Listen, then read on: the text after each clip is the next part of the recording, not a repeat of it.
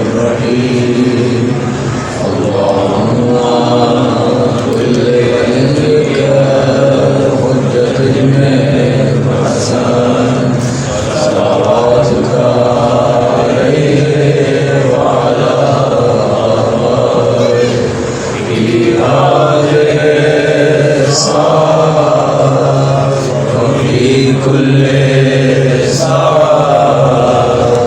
وليا وحافظا وقائدا وناصرا ودليلا وعينا حتى تسكنه أرضك وتمتعه فيها طويلا.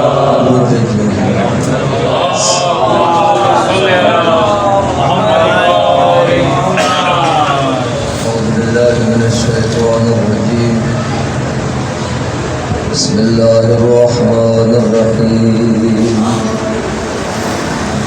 الحمد لله رب العالمين الذي خلقنا لعبادته والذي جعلنا من المتمسكين بولاية مولانا أمير المؤمنين والذي جعلنا من الباكين في أداء المظلوم.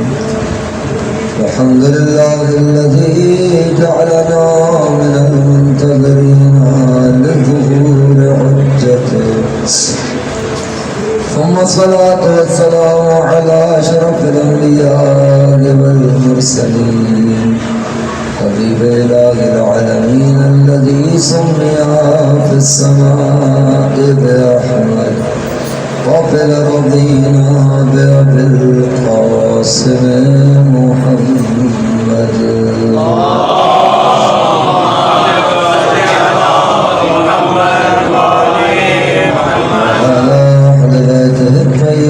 الطاهرين المعصومين الذين أذهب الله عنهم الرجس وطهرهم تطهيرا. صل على محمد وآل محمد. لعنة الله على أعدائهم أجمعين. قال الله الحكيم في الذكر الحكيم أعوذ بالله من الشيطان الرجيم بسم الله الرحمن الرحيم يا أيتها النفس المطمئنة ارجعي إلى ربك راضية مرضية فادخلي في عبادي وادخلي جنتي. تمام بدخول بالعجيب کے لیے امام سرکار میں جہاد اور شہادت کی توفیق کے لیے امام کے تمام دشمنوں کی مستنابودی کے لیے آواز بلند صلوات. اللهم صل علی محمد وآل محمد. صلوات پڑھتے ہوئے آ جائے تشریف لیں. اللهم صل علی محمد وآل محمد. استاد کے درجات کو بتانے کے لیے آواز بلند صلوات.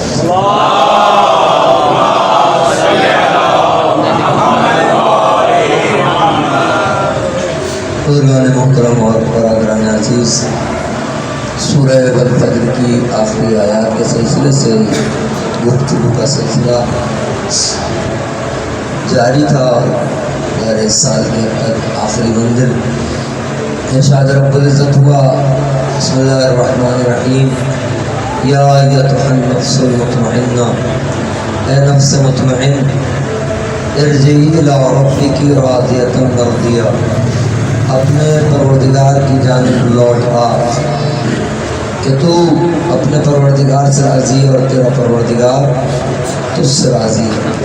فادخلی فی عبادی، اور میرے بندوں میں داخل ہو جا. وادخلی جنتی، اور میری جنت میں داخل ہو جا. موضوع سخن تھا کربلا اور نسل تربیت نسل ظہور. آج زیادہ جس مسئلے کی طرف گفتگو کا ارادہ ہے کچھ دیر مقدمہ پھر شب عاشور کو کیسے ترک کرے. میں نے گزارش کی کہ کربلا کے دو رخ ہیں، ایک وہ صفحہ ہے جو سیاہ صفحہ ہے جو ظلم سے تحریر ہے، تو دوسرا وہ صفحہ ہے جو ہدایت بشر سے تحریر ہے۔ ایک کا لکھنے والا باطل کا نمائندہ ہے، دوسرے کو تحریر کرنے والا حق کا نمائندہ ہے۔ کربلا وہ کتاب ہے کہ جس کے یہ دو صفحے ہیں، اور اس نورانی صفحے کا آپ جتنا مطالعہ کریں گے اور جتنے اس کے رخ آپ تصور انسانی میں لا سکتے ہیں وہ کم ہے، کیونکہ اتنا وسعت ہے اس صفحے کے اندر اور اتنی بلندی ہے اس صفحے کے اندر، کیونکہ وہ صفحہ ہے جو خود دستے سید الشہداء سے تحریر ہے۔ اس پر جو عبارتیں ہیں، جو اس میں رموز ہیں، جو اشارات ہیں، پروردگار کے اس نمائندے نے جو یہ تحریر کیا ہے، یعنی اگر یوں کہا جائے کہ ہدایت کا جو نظام ہے پروردگار نے جو جعل کیا ہے، اس کی جو تجلیات ہیں، جیسے بعثت تجلی ہے، جیسے غدیر تجلی ہے، تو اس کی ایک اتم اور اعلیٰ تجلی کربلا ہے۔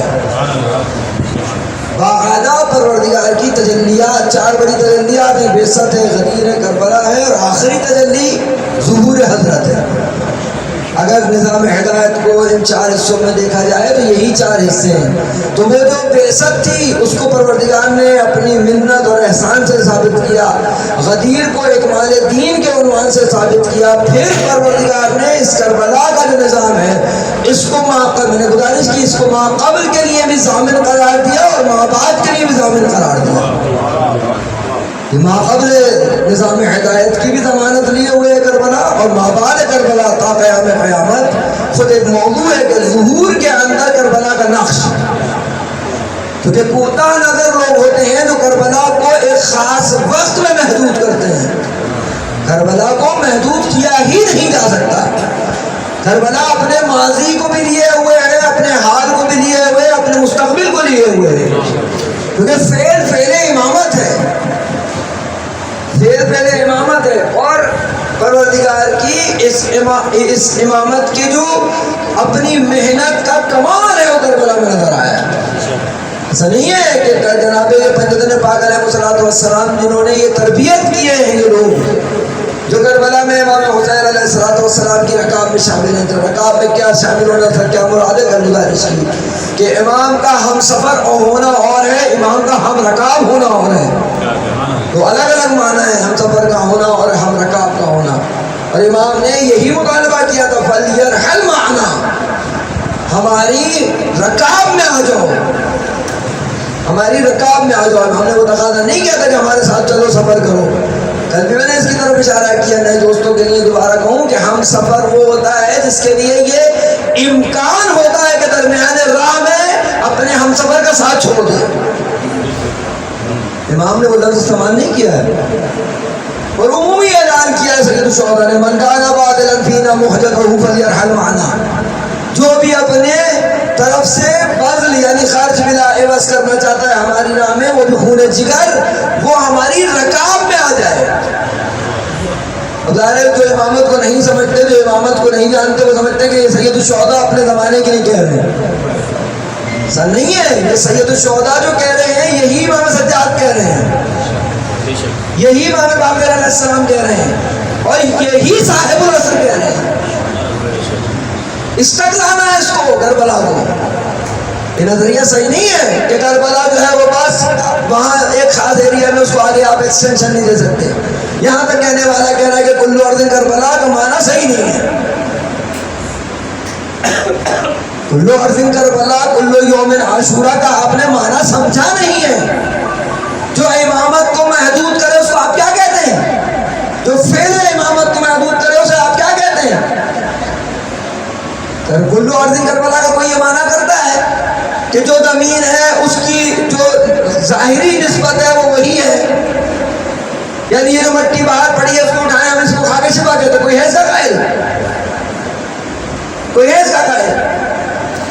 چاہے وہ زمین کا مسئلہ ہو چاہے دن کا مسئلہ ہو، مراد یہ ہے کہ کربلا کو محدود مت کرو۔ کربلا کا جو زمانہ ہے ویسے ہی زمانہ نہیں ہے، کربلا ایک نور کا سمندر ہے جس نے ساری انسانیت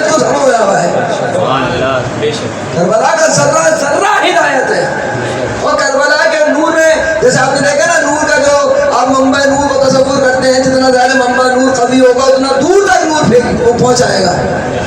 ایسے ہی ہوگا نہیں وہ سورج جو آپ کے یہاں چمک رہا ہے اس نے اتنا پوری زمین کو روشن کیا ہوا ہے. تو اس کا مطلب یہ ہو گیا کہ سارا جہاں نور پھیل رہا ہے وہ سورج ہو گیا؟ نہیں، سورج نہیں ہو گیا، لیکن سورج سے منور ہے.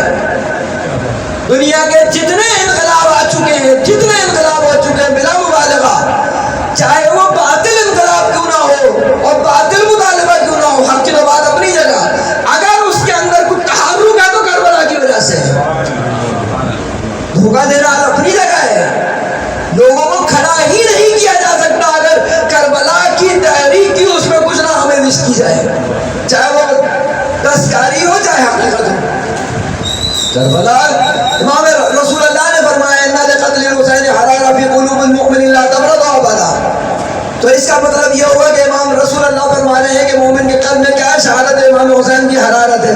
جب تک حرارت موجود ہے تو یہ حرارت اپنا ارتعاش نہیں رکھے گی. صلوات دیجیے محمد آل محمد.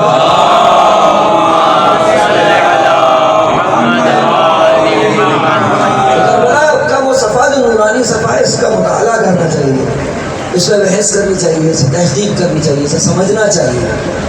کل میں نے ایک لفظ کا اشارہ کیا، کربلا کو ہم اور آپ کس طرح دیکھتے ہیں اور جناب زینب کیسا دیکھ رہی ہیں. ما رأیت الا جمیلا. اس کو حس کرے آدمی. کربلا کو صرف مصیبت نہیں دیکھنا ہے. کربلا کا جو مصیبت کا صفحہ ہے وہ اپنی جگہ ہے، درد کا جگہ صفحہ اپنی جگہ ہے. وہ درد ہے، وہ مصیبت ہے کہ جس کی وجہ سے عام انسان جس کا بہت زیادہ فہم بھی نہ ہو وہ بھی کربلا سے جڑا ہوا ہے. احساس اپنی جگہ ہے، احساس کی نفی کرنے والا غلط ہے جو احساس کی نفی کرے. لیکن کربلا کو کبھی عقل کے آئینے میں بھی تو دیکھنا چاہیے، نہیں دیکھنا چاہیے. کربلا کا جو روح ہے عقلی، کوئی ایک فعل بھی آپ کہہ سکتے ہیں کہ عقل سے خالی ہو سکے تو شہداء کا.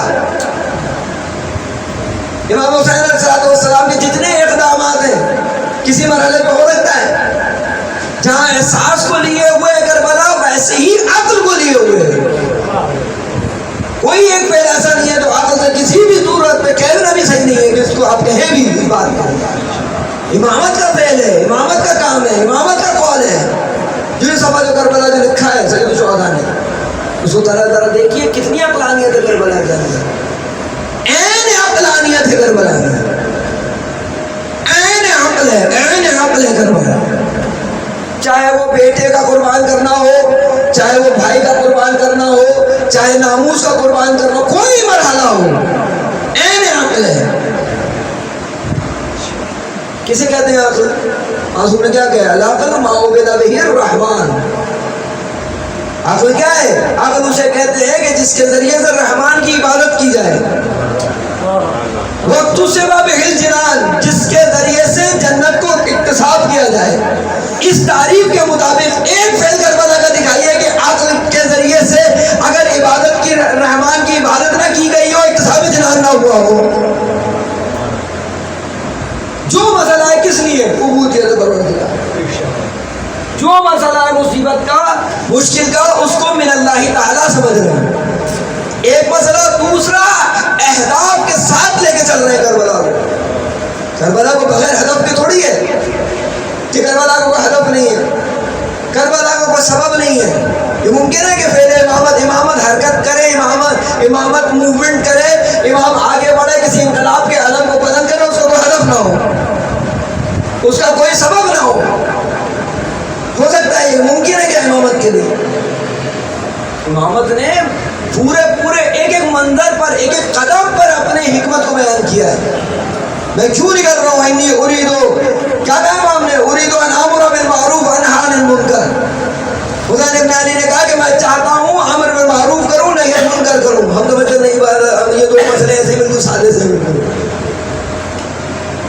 امر بالمعروف اور نہی عن المنکر کو سمجھتے ہیں بالکل جیسے ہمارے ذہن میں تصور ہے امر بالمعروف نہی عن المنکر کا، کہ کوئی بچہ غلطی کرتا ہو تو ٹوک دیں کہ بیٹا ہی نہیں کرو، بس اس سے زیادہ نہیں ہے. یہ مراد ہے امام حسین علیہ السلام کے کہنے کی. ہر ایک لفظ اس پر دقت طلب اور محنت طلب اور وقت طلب ہے. لیکن آپ سوچیے امام کہہ رہے ہیں اریدو، میں نے گزارش کیا نا اریدو کا مطلب امام حسین ارید و متکلم واحدہ کا سیوا استعمال کر رہے ہیں، میں یہ چاہتا ہوں. کون ہے ہم میں سے جو یہ نہ چاہتا ہو کہ حسین کیا چاہتے ہیں؟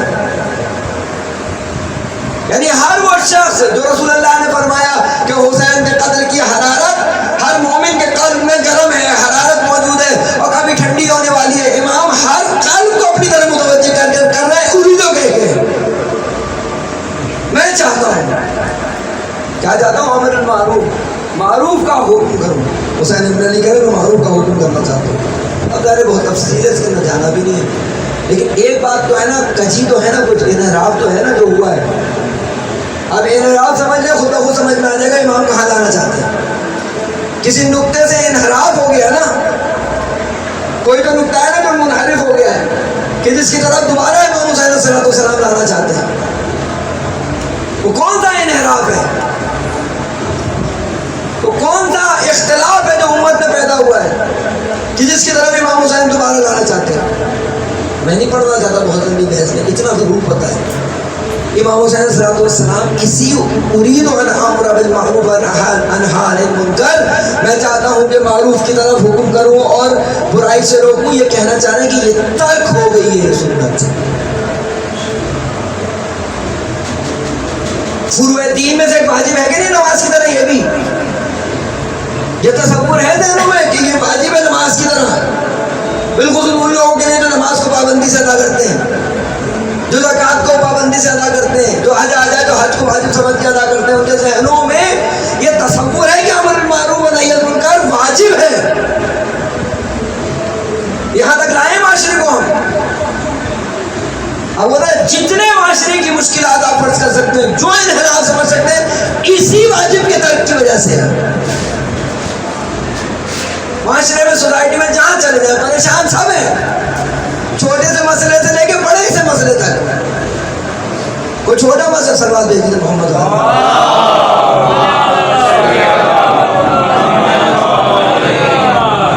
چھوٹے سا مسئلہ ہو یا کوئی بہت بڑا مسئلہ ہو، یعنی ایک معمولی سے کوئی ایشو ہو یا حکومتی سطح کا کوئی ایشو ہے. اب پتہ ہے کیوں ہے یہی واجب ترک کرنے کی وجہ سے.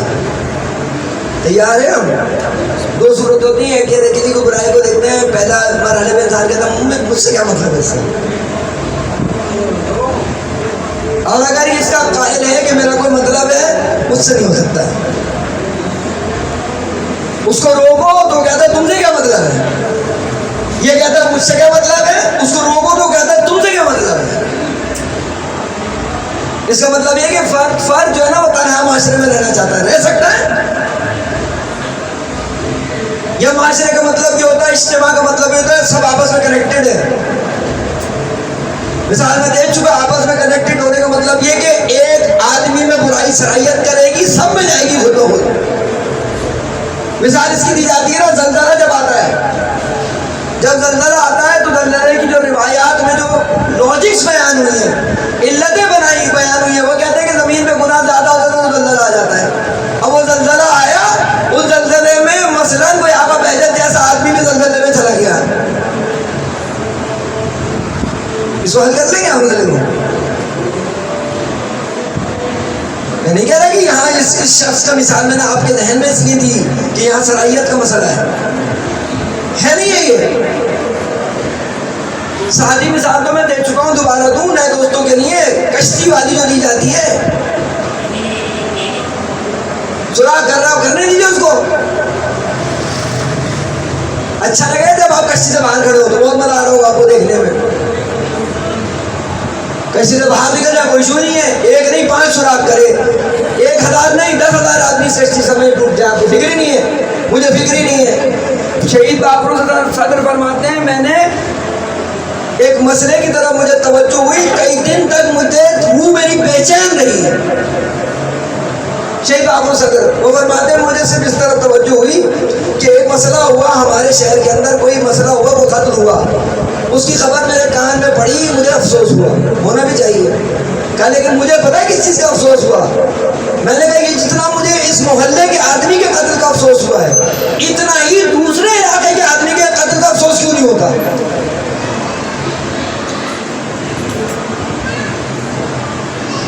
کیلکولیشن صحیح نہیں ہے. سمجھا نہیں ہے چیزوں کو. امر بالمعروف نہی عن المنکر کی مثال دیجیے، وہ والی جو تمہیں کیا مجھے کیا. آپ نے دیکھا عام طور پہ آپ کے ساتھ یہ پریکٹیکل ہوتا ہے. آپ مثلا کسی خاتون کو کوئی لے کے جا رہا ہے، آپ نے دور سے دیکھا خاتون کا لباس گاڑی کے اندر چین کے اندر آنے کا خطرہ ہے، آپ نے دوڑا کے جا کے اس کو سمجھایا، بھائی وہ فوراً رکے گا، اس کو سنبھالے گا، پھر آپ کا شکریہ ادا کرے گا. یہی اگر بے حجاب خاتون کو لے جا رہا ہو اور آپ ٹوکتے ہیں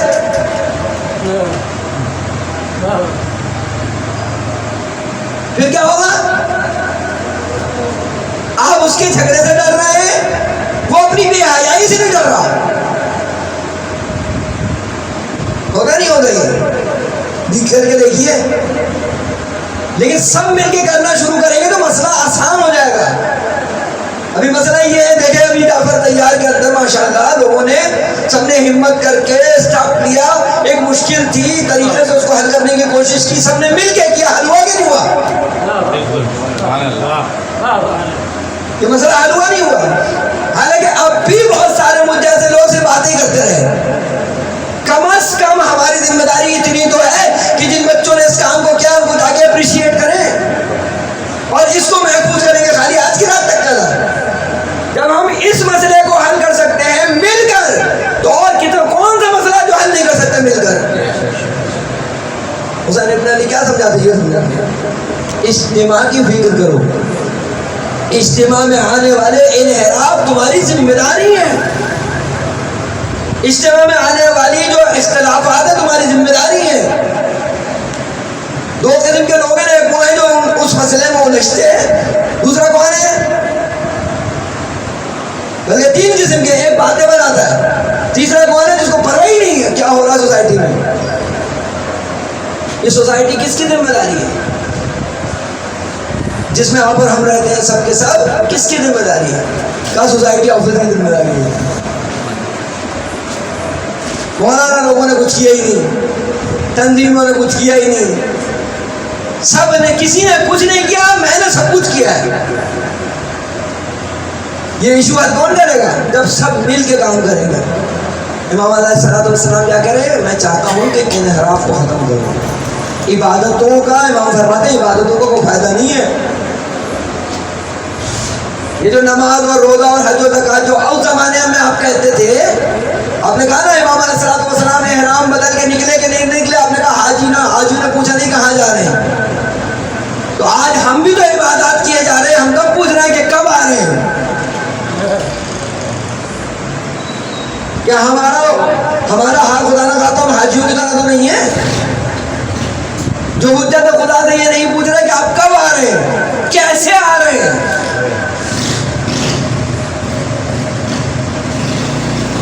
آسان ہے نا اس زمانے کے لوگوں کو کچھ نہیں کہہ دینا. ہم نے اپنے طور پر تشخیص کا مسئلہ حل کر لیا ہے. سب سے اچھا ڈاکٹر کون ہوتا ہے؟ جو دوا اچھی دیتا ہے یا تشخیص اچھی کرتا ہے؟ اگر تشخیص اچھی نہ ہو تو کتنی ہی اچھی دوا ہو وہ مفید ہوتی ہے. اچھا طبیب کون ہوتا ہے؟ پہلے اچھی تشخیص کرے یا پہلا اچھا نسخہ دے؟ نسخہ ویسے ہی موقوف ہے اچھی تشخیص پہ. اور خود سب سے زیادہ مسئلہ، ایک دو لفظ خالی میں آپ کی خدمت میں پیش کروں گا آج کی رات کے مناسبت سے. سب سے بڑا مسئلہ یہی ہے صحیح تشخیص. کربلا کے یہ دونوں صفحے، کربلا کے دونوں لشکر تشخیص کے اعتبار سے ایک بدترین ہے ایک بہترین ہے. تشخیص کے اعتبار سے پہلے مرحلے پہ یہ ہوتا ہے کہ آپ نمائندہ الہی کو پہچانیں. یہ پہلا مسئلہ ہوتا ہے کہ آپ نمائندہ الہی کو پہچانیں، اور اس کے ساتھ ساتھ ذمہ داری ہوتی ہے نمائندہ باطل کو پہچانیں. مگر ورنہ اگر آپ نمائندہ باطل کو نہیں پہچان رہے ہوں گے تو باطل اور حق میں کیا ہے مخلوط کر دیں گے. اور اس کا نتیجہ کیا ہوتا ہے؟ جب باطل کا نمائندہ اور حق کے نمائندے کی تشکیل میں خلط ہو تو اس کا نتیجہ ہوتا ہے کہ کبھی بھی اپنی ذمہ داری نہیں سمجھ پائیں گے. کتنے لوگ ہیں اس وقت کوفے میں، کتنے لوگ ہیں شام میں، نہ جانے کتنا عالم اسلام موجود ہے. ہو سکتا ہے امام حق کو پہچان رہے ہوں لیکن امام حق کی تشخیص میں امام یہ جو باطل نمائندہ ہے اس کی بھی جو ہے نا کچھ نہ کچھ اس کے اندر موجود ہے، اس کی تشخیص نہیں کا حالت، ورنہ ایسا نہیں ہو سکتا کہ کما حق باطل اور حق کی تمیز کر دے پھر ذمہ داری کی تشخیص میں مشکل ہو ہی نہیں سکتا۔ اگر حق کے نمائندے کو آپ نے جیسا حق ہے پہچان لیا ہے تو پھر ذمہ داری کی تشخیص میں مسئلہ حل نہیں ہوتا ہے۔ مولا کے ظہور کے لیے ہم کیا کریں؟ تو مولا کو تو آپ شاید پہچان رہے ہیں، مولا کو شاید آپ تشخیص دے چکے ہیں، لیکن مولا کے دشمن کو نہیں پہچان پا رہے ہیں۔ اس کے سارے حربوں کی بازگشت اسی طرف ہے کہ یہ ذمہ داری میں صحیح تشخیص نہ دے پائیں۔ ان کی ڈیوٹی کیا ہے، ان کی ذمہ داری کیا ہے، یہ نہ سمجھ پائے، بس اس کو اس سے فرق نہیں پڑتا۔ امام زمانہ کو تو چھوڑ ہی نہیں سکتے ہیں، پتہ ہے یہ امام زمانہ کو نہیں چھوڑ سکتے، لیکن واقعی جو مقابل پر باطل کے نمائندے ہیں ان کی آپ نے تشخیص کر لی ہے صحیح، میں نے تشخیص کر لی ہے ان کی صحیح۔ تشخیص کا کیا مطلب ہے؟ ظاہر امامت کی صفات اور امامت کے کمالات اور امامت کے شؤونات اور امامت کے افعال اور امامت کے اقوال سمجھ میں آ گئی ہے۔ امام اللہ کا نمائندہ ہے، اللہ کی طرف سے منسوب ہوتا ہے، اللہ نے اسے منسوخ کرتا ہے، اللہ کے علاوہ کوئی اسے مشخص و منسوخ نہیں کر سکتا۔ یہاں تک بات آ چکی ہے، اس سے آگے ہم تو دعویٰ کر رہے ہیں کہ ہم نے امام حق کو پہچانا ہوا ہے، ہم تو یہی سمجھ رہے ہیں کہ امام حق کو پہچانا ہوا ہے، برعکس اللہ کے مقابل جو امام باطل ہے نہ ادھر صحیح سے شناخت ہے نہ ادھر صحیح سے شناخت ہے۔ تو جب آپ شناخت کے مسئلے پہ، میں شناخت کے مسئلے پہ اگر کمزور ہو جاؤں گا تو پھر بتائیے ذمہ داری تو مشخص ہو سکتی ہے۔ اور اس کے پیچھے پورا جو امامت کا سلسلہ ہے، جو ہمارا امامت سے رابطہ ہے، جو ہم امامت کے سلسلے سے قائل ہیں، اس کی اگر آپ گہرائی میں جائیں بہت مشکلات ہیں۔ میں پہلے بھی مثال دے چکا ہوں، آپ بتائیے جمل میں آپ کھڑے ہیں، ذرا پیچھے جائیں دوبارہ، جمل میں چلتے ہیں، جمل جب جمل ہوئی ہے، آج تو بہت آسان ہے، وہ بھی صرف یہی پتا ہے کہ مولا علی حق پہ تھے، بس اس سے آگے جمل میں کیا ہوا تھا، جمل کے اسباب کیا تھے، کس طریقے سے مخالف نے مولا کائنات کے سامنے لا کے کھڑا کر دیا سب کو، کیا اسٹریٹجی تھی اس وقت، کیا ہوا تھا جو یہ واقعہ ہو گیا۔ صرف ایک سرا پتا ہے فقط آخری کہ یہ دونوں میں یہ حق تھے اور یہ باطل تھے، اور باطل کا دائرہ حق ہے کہ وہ جو ہے ناکام ہو جائے بس۔ لیکن اس سے بھی ہٹ کے جتنا مانتے ہیں ذرا پیچھے چلے جائیں، ذرا اسی میدان میں خود کو ذرا لے جائیں، چلتے ہیں جمل، ذرا جنگ جمل میں کھڑے ہو جائیں۔ ایک طرف کون ہے؟ امیر کائنات، دوسری طرف آپ کو پتا ہے طلحہ ہو، زبیر ہو، جناب عائشہ، یہ لوگ کھڑے ہیں ادھر اس طرف۔ اب پتہ ہے یہ بگیسٹ پرسنالٹی نہیں ہے، ان کے لیے روایات موجود ہے رسول اللہ کی اس وقت۔ اور پھر ابھی ظاہر آپ نے وہ پروپیگنڈا بھی نہیں سنا جو جمال میں مولا کائنات کے خلاف تھا، آپ نے کہاں سنا ہے وہ پروپیگنڈا؟ پتہ ہے آپ کو کیا پروپیگنڈا ہوا تھا مولا کائنات؟ پروپیگنڈا نہ ہو تو یہ لشکر کیسے آ جائے گا جمل میں جمع ہو گے؟ یہ ہو سکتا ہے کہ رسول اللہ کا نمائندہ جانتے ہوئے، امام حق جانتے ہوئے سارے لڑنے آئے ہوں؟ ہو سکتا ہے یہ آئے ہیں کہ نہیں آئے؟ ذرا کھڑا کر کے پھر تشخیص دے، پر پتہ چلے گا، ہم اسٹیمیشن ہوگا کہ کہاں کھڑے ہیں خود۔ آپ نے کہا یہ تو دونوں اپوننٹ آپ نے پولز بتائے، میں آپ کو سنگل پول بتاؤں مثال کے طور پہ، خالی خود کو بوسٹ کرنے کے لیے۔ 8ویں امام علیہ السلام کی شہادت ہو، 9ویں امام کون ہے؟ سب کو پتا ہے، علیہ السلام والسلام، سب کو پتا، صلوات دیجیے مولانا۔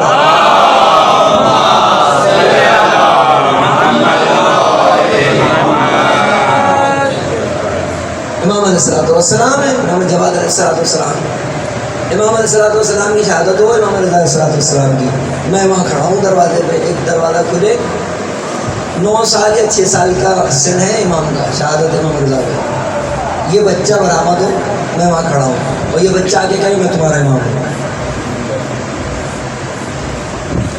اور آپ کہیں جی مولا بالتصرف میں آپ حس کریں اسے،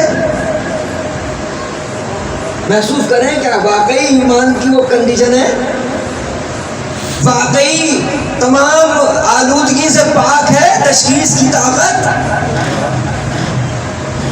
کوئی چیز اس کے اندر آموزش نہیں ہے جس کے اندر کہ ایک بچہ آ کے آپ کو کہے جو حقیقی امام ہے جسے آپ آج امام سمجھ رہے ہیں، اور دوسری بات وہی کہ اس کے لیے کوئی پروپیگنڈا آپ کے ذہن میں نہیں ہے، پہنچا نہیں ہے کان میں، کتنا مہم چیز ہے یہ تشخیص، حق کی تشخیص، اور اگلا مرحلہ اور آخری مرحلہ وہ کیا ہوتا ہے وہ آپ کو پہلے سے پتا ہے، ایک موجودہ ولی کی تشخیص، مکے میں امیر کائنات موجود ہے، مدینے میں موجود ہے، کوفے میں موجود ہے، امیر علیہ الصلوۃ والسلام کسی کو بنا کے بھیجتے ہیں، بھیجا نہیں بھیجا، مصر بھیجا جناب مالک اشتر کو، جناب سلمان فارسی کو مدائن بھیجا ہے، آپ مدائن میں رہتے ہیں، یہ جعفر تیار میں بھیجتے ہیں ایک نمائندے کو، اور وہ نمائندہ تو نہیں ہے نا علی بن ابی طالب، یا ہے آپ کے نظر میں وہ تو علی بن ابی طالب علیہ الصلوۃ والسلام نہیں، ان کا نمائندہ ہے نا، اسی بات تک صرف پہنچنا کہ ان کا نمائندہ ہے، جبھی مانیں گے نا آپ ان کی بات، جب آپ کے لیے یہ ثابت ہو جائے کہ ان کا نمائندہ ہے، اور دشمن چھوڑ دے گا، ہاتھ پہ ہاتھ رکھ کے بیٹھ جائے گا، بالکل کچھ نہیں کرے گا، کیا آپ کو سمجھنے دے بالکل کہ ہاں بھائی یہ حق کا نمائندہ جو آ رہا ہے، اور آپ پہ بالکل کوئی بالکل آپ کو فری ہینڈ دے دے گا، بالکل پہچان لو، اسے پتا ہے نا یہ نمائندے کو پہچاننے کی تو مجھے تو کوئی مشکل ہی نہیں ہوگی، دشمن کو اس سے ظاہر سروکار نہیں ہے، دشمن کو مولا کائنات اور مولا کائنات کے نمائندے سے جتنی مشکل ہے نا، اس سے زیادہ مشکل یہ ہے کہ یہ کچھ کہیں گے لوگ ان کی بات مانیں گے، وہ یہ نہیں ہونے دے گا، پوری کوشش کرے گا کسی طریقے سے علی بن ابی طالب کی بات ان تک نہ پہنچے، کسی طریقے سے علی بن ابی طالب علیہ السلام کے نمائندے کی بات ان تک نہ پہنچے، کیونکہ پتہ ہے جیسی بات پہنچی بات خود بخود قلب تک اترے گی، قلب اتری اور یہ کھڑے ہوئے ہمارے خلاف، یہ نہیں ہونے دے گا وہ، اب آپ کو سمجھ میں آ رہا ہے یہ پروپیگنڈا کیوں ہوتا ہے نیابت کے ساتھ، سارا پروپیگنڈا جو کیا جاتا ہے نیابت کے سلسلے میں کیوں کیا جاتا ہے، انہیں پتا ہے نیابت کی بات سنیں گے، جیسے ہی سنا ویسے ہی ظہور قریب ہوا، اور ان کے لیے دشمن کے لیے طاغوت کے لیے زہر ہے ظہور کا قریب ہو رہا، کیونکہ یہ طے غدیر کے میدان سے خدا کہہ چکا ہے یائس الذین کفروا، جس طریقے سے دین کامل ہوا ہے ویسے ہی کفر مایوس ہوا ہے، یہ خالی کسیانی بلی کھمبا نوچے والی باتیں ہیں جو جتنا کر رہا ہے کفر، تجربہ بھی موجود ہے، پیغمبر صلوات اللہ علیہ کے انقلاب کو روکنا چاہتا ہی روک سکے، انہیں پتا ہے کہ اگر وہ آنے والا آئے گا تو پھر ہم روک نہیں سکتے، ہاں جتنی کر سکتے ہو کوشش وہ کرو، پھڑاس نکالو ماننے والوں میں، چھوڑے گا وہ آپ کو مجھے کبھی نہیں چھوڑے گا، کبھی بھی نہیں چھوڑے گا، سب سے زیادہ تاریخ کا مطالعہ کیجئے، سب سے زیادہ دشمن جس حربے کی طرف جاتا ہے حق کی اصل شخصیات جو ہوتی ہیں ان کے چہروں کو خراب کرتا ہے، جو حق کے نمائندے ہوتے ہیں نا، چاہے اصل ہو چاہے اس کی نیابت ہو، ان کے چہروں کو خراب کرو، شخصیات کو خراب کرو، مثال تو آپ کو پتا ہے نا، مولا کائنات کے جب ضربت لگی تھی کوفے میں تو شام کا آدمی کیا کہہ رہا تھا، مولا کائنات کے ضربت کوفے میں لگی ہے، شام والا کیا کہہ رہا تھا، کتنا سخت ہے نا یہ، کیسے یہاں تک بات کیسے پہنچی کہ یہ جو آدمی شام میں رہ رہا ہے مولا کائنات کے لیے تصور کر رہا ہے کہ علی مسجد میں کرنے کیا گئے تھے، کیا ہوا اس کے ساتھ، پروپیگنڈا، مسگائیڈ، خبر کچھ ہو دکھاؤ کچھ، سناؤ کچھ، اچھا اس کا مطلب یہ ہے کہ اب ہم اتنے برے حالات میں آ گئے اس امر بالمعروف اور نہی عن المنکر کے سلسلے میں وہاں پہنچ گئے کہ بھائی فکر ہو جائے سر کو ریت میں ڈال دیں شروع کتنا اور ہمارے ساتھ جو ہوتا رہے وہ ہوتا رہے. تو پھر کربلا کیوں برپا کر رہے ہیں؟ کربلا تو ہے نا ہمارے پاس وہ ذریعہ جو معیار ہے تشخیص حق کا، وہ جو طاقت دیتی ہے، جو قدرت دیتی ہے ہمیں، جو ہر میدان میں ہمیں کھڑا کرتی ہے. کربلا سب سے مضبوط سورس ہے ہمارے پاس. تو کربلا کیا سکھاتی ہے؟ کربلا سکھاتی ہے سب سے اہم ترین چیز کیا ہے؟ تشخیص سیکھو کیسے کہ خود کو آزاد کرو دنیا کی لذتوں سے. یہ صرف مقولہ نہیں ہے، قول نہیں ہے، بات نہیں ہے، اس کے علاوہ کوئی راستہ نہیں ہے کامیابی کا. قرآن نے صاف کہا ہے کہ اگر تقوی اختیار کرو گے اللہ تمہارا معلم ہوگا، اور معلم جب خدا ہوگا تو تشریح میں غلطی ہوگی. پھر انسان پر الہام ہوتا ہے، جو صحیح بات ہوتی ہے انسان پر الہام ہوتی ہے. انسان اس مرحلے میں خدا لے آتا ہے کہ پھر اسے بہکا نہیں سکتا کوئی، گمراہ نہیں کر سکتا ہے کوئی. خصوصاً تشخیص اخلاق اس زمانے میں خصوصاً جتنے فتنے ہیں نا، سب کی بات اس طرف ہے کہ آپ حق کو نہ پہچان سکیں. خصوصاً جو شارٹ ایشوز آتے ہیں، کیا اس کا مقصد کیا ہے ایشوز کا؟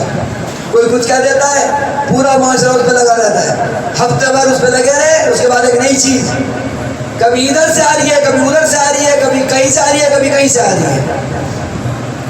کبھی سوچا ہے اس کی ڈیپتھ میں کیا ہے؟ خالی ایشوز پر بحث کرنا اپنی جگہ، لیکن آخر وجہ کیا ہے؟ کیوں ہے ایسا؟ ایسا تو نہیں ہے ہماری طاقت اور ہماری استعداد اور ہماری جو قوت ہے اس کا مصرف جو ہے وہ استعمال کہیں اور ہو رہا ہے. طاقت لگنی چاہیے کہیں، لگ کہیں رہی ہے. سوچنے کا موقع دیتا ہے کوئی؟ خصوصاً سوشل میڈیا کے یوزرز کو ویسے ڈیلی بیسس پہ 4-5 ایشوز تو چل ہی رہے ہوتے ہیں. اور روٹین ورک میں آپ اپنے آپ احتساب کریں نا، میں اپنا احتساب کروں، اس سے پتہ چل جائے گا کہ آپ کس سمت میں جا رہے ہیں. پتہ ہے آپ کو آپ کی نجی محفل میں ٹاپکس کیا ہے؟ جو آپ نجی محفلیں ہیں ہماری، جو ہم عام طور پہ بیٹھتے ہیں، اس میں ہمارے موضوعات کیا ہیں؟ بجلی، ڈالر، اور اس کے علاوہ ہر ایک کا اپنا ایک خاص جو ہے بھائی کچھ کامن ہے. یہ موضوعات ہیں سپاہی کے صاحب زمان کے. اتنا وہ پہلے بھی میں نے کہا کہ کیا بجلی کے سلسلے میں اتنا سلو پوائزنگ ہوئی ہے کہ بالکل شان سے کہنے والا کہہ رہا ہے کہ بھائی ہمارے یہاں تو بڑا سسٹم سیٹ ہے، 2.5 گھنٹے کی 3 دفعہ جاتی ہے. یعنی اس ظلم کو آپ اس طرح تعبیر کریں گے، ظلم نہیں ہے یہ، بجائے اس کے اوپر کے سزائے احتجاج بلند کریں، کوئی ایکشن لیں کسی چیز کا، یا اس سے پیچھے جائیے. یاد ہے آپ کو زمانے میں جب قتل زیادہ ہوا تھا تو کہاں تک آ گئی تھی بات؟ کہنے والا محسوس بھی نہیں کر رہا کہ آج اتنی وکٹیں گری ہیں. ہوا تھا نہیں ہوا تھا؟ کوئی ہمارے ساتھ کھیل رہا ہے، ہمیں پتہ ہی نہیں ہے. یہ نہیں پتا کون کھیل رہا ہے. یعنی اتنا بےحس کرتے آدمی کو کہ قتل کے سلسلے سے یوں تعبیر، وہ الگ بحث ہے جو مقدسات میں تعبیرات داخل ہو گئی ہیں. کم از کم احتجاج نہیں کر رہے تو خود تو استعمال نہ کرے آدمی ان کو، ورنہ تو حق یہ ہے کہ احتجاج کرے کہ آپ نے کیا ہماری تہذیب ادا کا حال کر دیا ہے. معلوم ہے نا سب کو جو بیٹھے ہیں یہاں، لیکن جو میں کہہ بھی نہیں سکتا جو سیکھ رہے ہیں یہاں سے. لیکن کم از کم آپ کے، اور پھر یہ کیا وہی بات ہے امر بالمعروف و نہی عن المنکر ترک کر دیا. کم از کم اپنے ہر آدمی کے خاندان میں 10-12 لڑکے ہوں گے جنہیں وہ جانتا ہے، پوچھو تو بھائی ہمارے تو سنتے ہی نہیں ہیں. کبھی آپ نے کہی ہے اسے کوئی بات؟ یہ بغیر کہے کیسے کہہ رہے کہ ہمارے سنتے نہیں ہیں؟ یہ نہیں سنے گا، کیسے پتہ چلا نہیں سنے گا؟ ایک تو کہیں نہیں ہے، دوسرا کہنے کا طریقہ آتا ہے آپ کو. ہر ایک کے آپ نے جو ہے نا وہ مارک لگائے جا رہے ہیں، یہ بنا یہ ہو گیا، بنا وہ ہو گیا، بنا وہ ہو گیا، بنا وہ ہو گیا، بنا وہ ہو گیا. کوشش کرنے سے معاشرہ میں سدھار آ سکتا ہے. قیام کریں, قیام ہنر سے قیام کریں, لوگوں کے دلوں میں اترنے کی کوشش کریں, زبان کو شیریں کریں, اصلاح کا طریقہ سیکھیں, اور پہلے اپنے آپ کو صحیح کرنے کے ساتھ ساتھ اس چکر میں نہ رہے. کسی لوگ جو کہتے ہیں پہلے ہم اپنی اصلاح کر لیں. کب تک کریں گے ہم اپنی اصلاح؟ یہ سارے بت بن جاتے ہیں بت. نہ ان کی اپنی اصلاح ہوگی, نہ یہ کسی اور کی اصلاح کریں گے. پورا معاشرہ اگر اپنی اصلاح کر رہا ہوگا تب تو سمجھ میں آتی ہے. درد ہے یہ صاحب الزمان کا. اگر اس واجب کو ترک رکھا تو نہیں آئیں گے, اور اگر اس واجب کو ہنر کی طرح سے ادا کرنا شروع کر دیا تو خود بخود ان کا ظہور قریب ہو جائے گا. اب ہوتا ہے مولا علیہ السلام کا ظہور جو ہمارے ذمے ہے نا, ظہور کروانا ہمارے ذمے نہیں ہے, ظہور کے لیے کوشش کرنا ہمارے ذمے ہے. ایک یہ بھی بڑا مسئلہ ایشو ہے کہنے کے کہ وہ مولا تو آئیں گے نہیں, کچھ بگڑ لو.